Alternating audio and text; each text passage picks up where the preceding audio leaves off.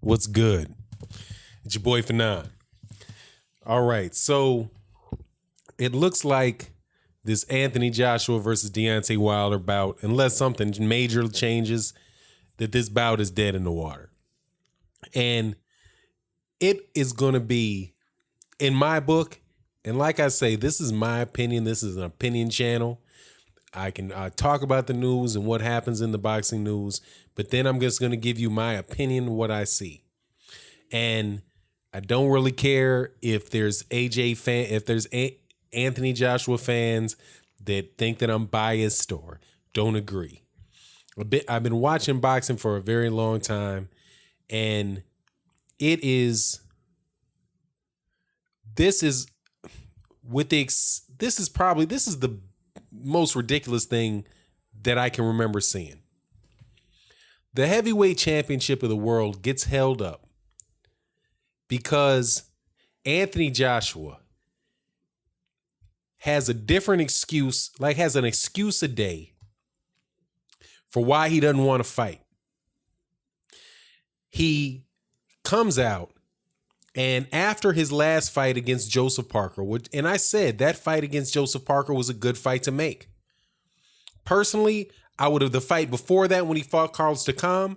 I would have rather seen Anthony Joshua fight Luis Ortiz, his mandatory for the WBA at the time. But he decides to take the easier route and take Pulev. And easier route out of the mouth of Eddie Hearn, who just said that in talking about Dillian White and the Pulev situation, that it's a more risky fight for Dillian White to fight Ortiz than it is for him to fight Pulev. Now, if he says that same thing about that choice that Dillian White has between fighting Luis Ortiz and fighting Pulev, the same thing holds true for Anthony Joshua. So Anthony Joshua took the easier way out to fight Pulev. Then Pulev, who doesn't want the fight. Pulev was very interested in that he never wanted that fight and said that he didn't want the fight.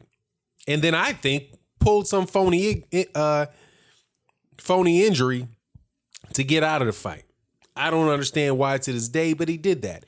And so instead of fighting Luis Ortiz, he fights Carlos Takam in a very boring, I wouldn't say a boring fight, but an uneventful fight where Anthony Joshua looked like crap compared to what I thought he was when he fought Vladimir Klitschko. And quite honestly, with the exception of the first knockdown of Vladimir Klitschko, and when he caught Vladimir Klitschko again, he didn't look very good against Vladimir Klitschko in large stretches of that fight. He didn't look very good against Joseph Parker either. But he takes that fight, then he takes the Joseph Parker fight. Right out of the gate, he starts talking about how he doesn't want to hype up this Deontay Wilder fight. He doesn't want Deontay Wilder to get into the ring after the Joseph Parker fight because he doesn't want to hype up that fight. And then right after that, he says that, maybe if Deontay Wilder keeps yapping, maybe we'll just freeze him out. And then to see the way that this whole thing is played out, couple those two things that he did, along with saying that if you give me $50 million up front, I'll sign the contract tomorrow. For him to then move the ball again and say, well, really, it's not about the money. It's really about me wanting to fight in the UK. It's about me not wanting. I want to fight in the UK fans, in front of my UK fans. I think my UK fans they deserve that. And why would I just want to walk away from them and just say, hey, thanks for the memories, and then I'm going to leave these wonderful fans that I have? Directly contradicting what he said when he was being a good bit of being as smug as he could be in saying that. So then we walk back around to what? A slightly improved offer. This is what Eddie Hearn says. He made Deontay Wilder a slightly better, he upped the offer. He made a better offer than the one Deontay Wilder made Anthony Joshua. It can't be. It absolutely cannot be a better offer. So what happens is, anyway, for these people that come to this page and say this, I've really have heard some of the most ridiculous things out of Anthony Joshua fans. Anthony Joshua fans are getting on my page talking about, he should take $12.5 million to come to the United States. And he's making 5 times more money than he was making before, than he'd ever made before. And Anthony Joshua is barely making twice as much money as he made before. Huh? First of all, those two things those are two different offers. But you want to say this, you want Anthony Joshua to take a pay cut to stay in the UK. What boxer has ever done that nonsense? All of the others, that aside, who is going to take a $30 million pay cut to stay in the UK and not fight for unification? For all the things that people want to say about the ridiculousness that people come with, what A-side fighter has ever given up their home fielded, their home advantage? Muhammad Ali did it. Muhammad Ali did it multiple times. Muhammad Ali did it in the UK when he fought. He was the A-side fighter when he beat up that dude from the UK.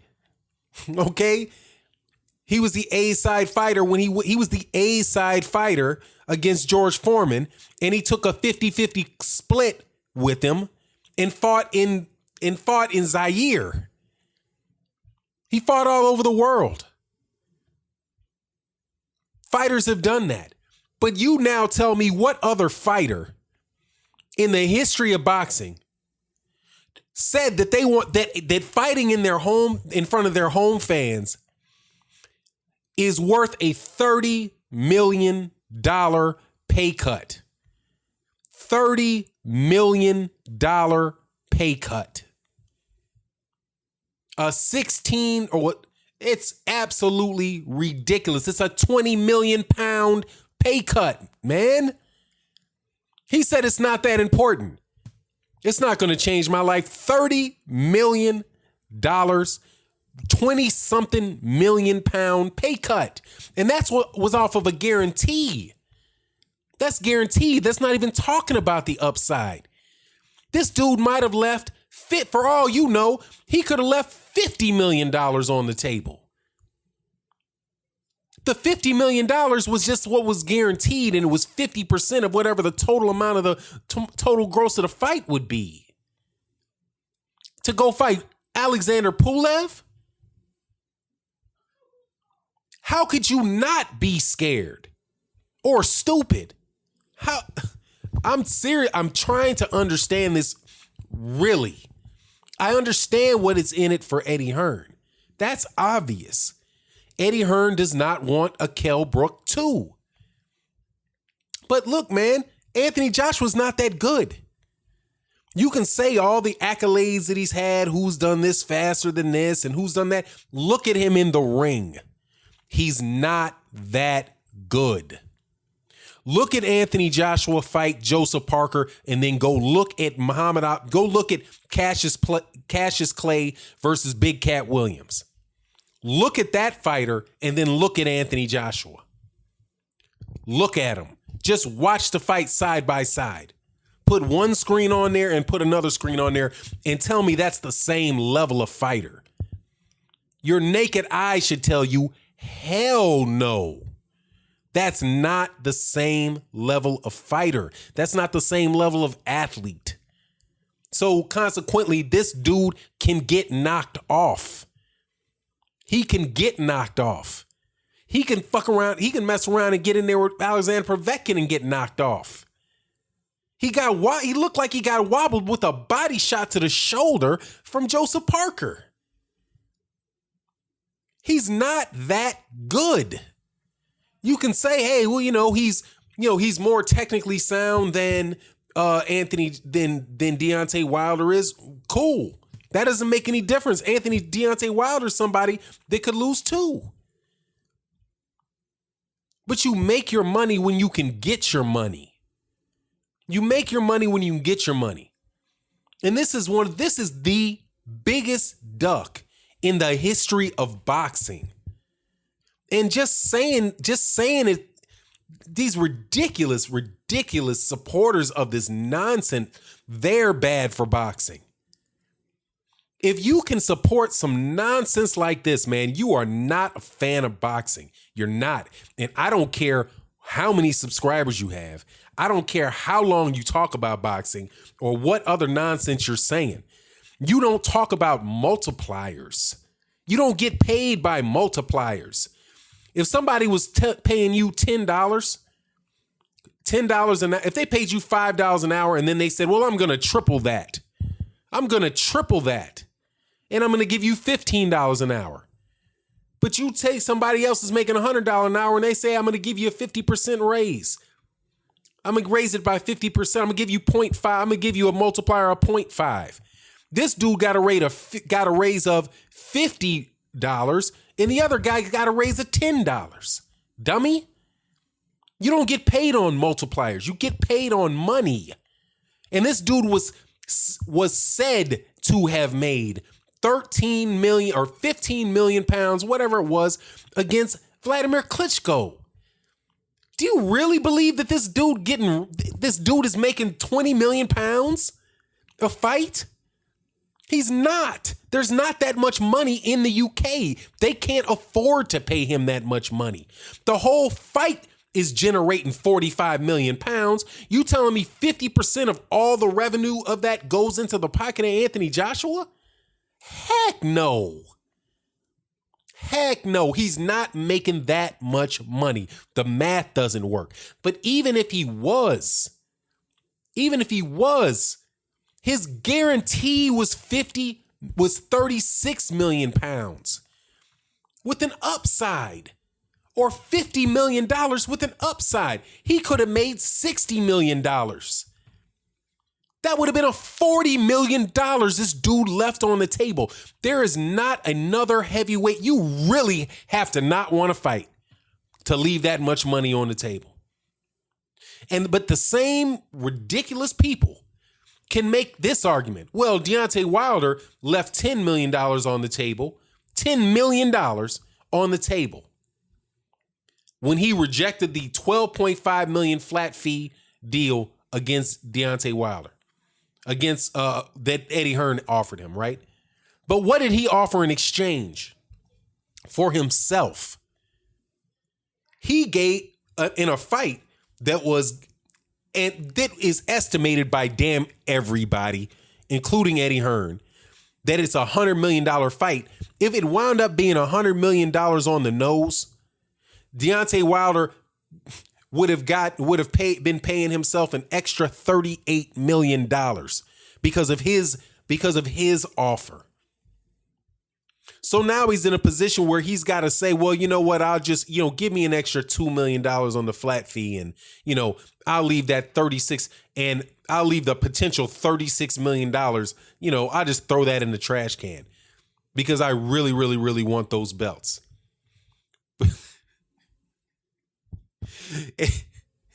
But yet, so you want Deontay Wilder to turn down $36 million, and you want Anthony Joshua to turn down $20 million, an extra $30 million, or you want Deontay Wilder to walk away from $50 million and go to the UK and fight in that under that situation, and you would call that a duck, right? What kind of ridiculous logic is that? Deontay Wilder's ducking because he wants to fight somewhere that's going to pay him more money.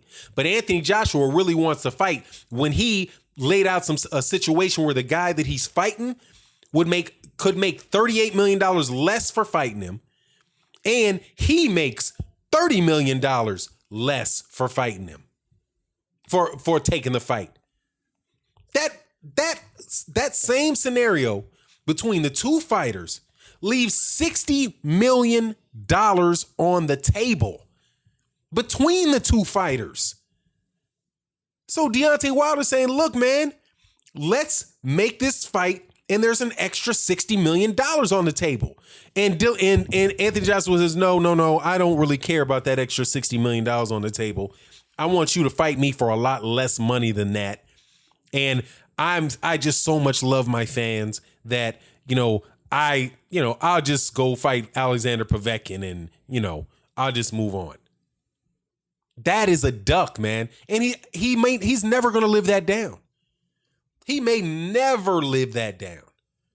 If he gets knocked off, if he has 2 more fights where he looks like crap, because be real, he looked like a guy like Tyson Fury will beat the brakes off of him. Will beat him easily. If Tyson Fury is in the same condition that Tyson Fury was when he fought Vladimir Klitschko, you're going to have that fight is going to have to be so fixed to get Anthony Joshua a decision that really he might just lose fans if they gave it to him. Because he's nowhere near as good as Tyson Fury is. He's nowhere near as skilled as Tyson Fury.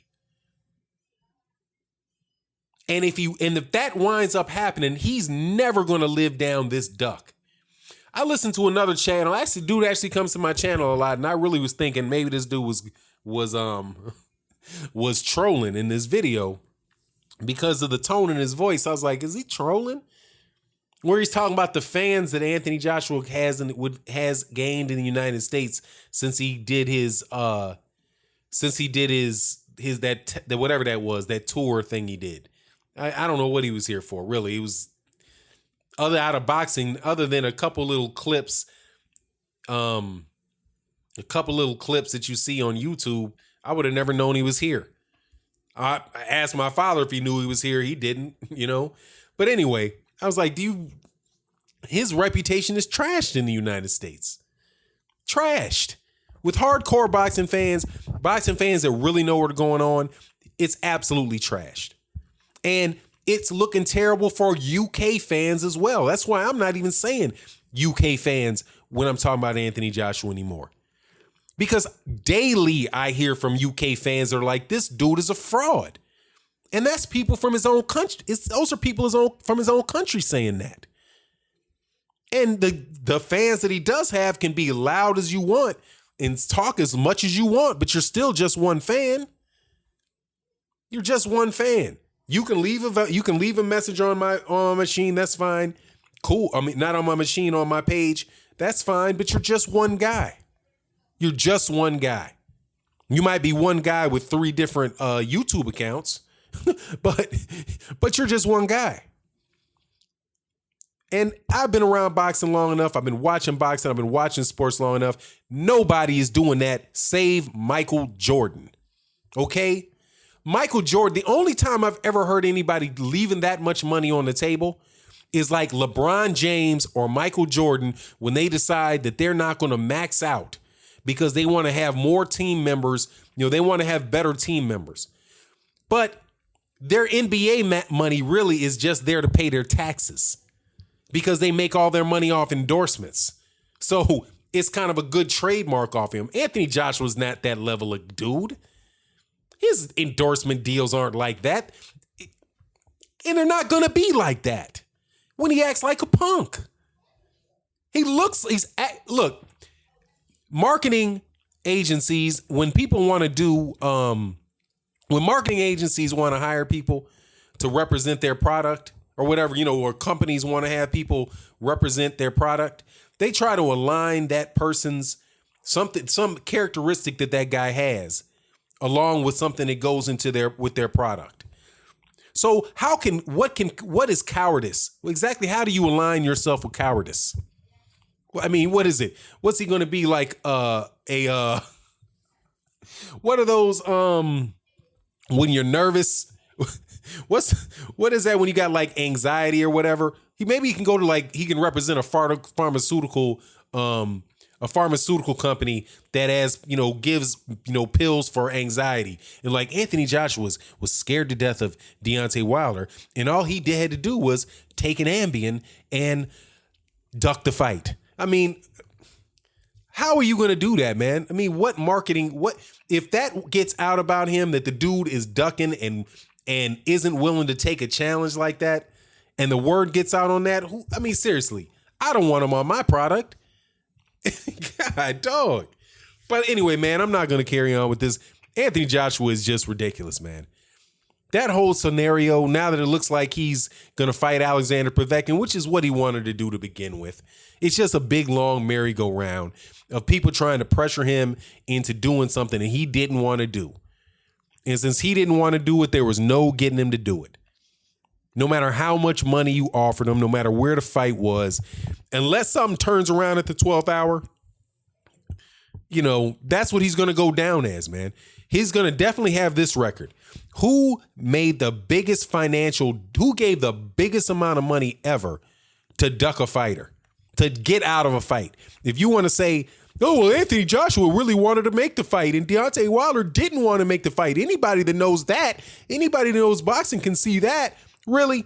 Who turned down $30 million? Who turned down $50 million? Because he said he wanted to fight next to his mama's house. Who?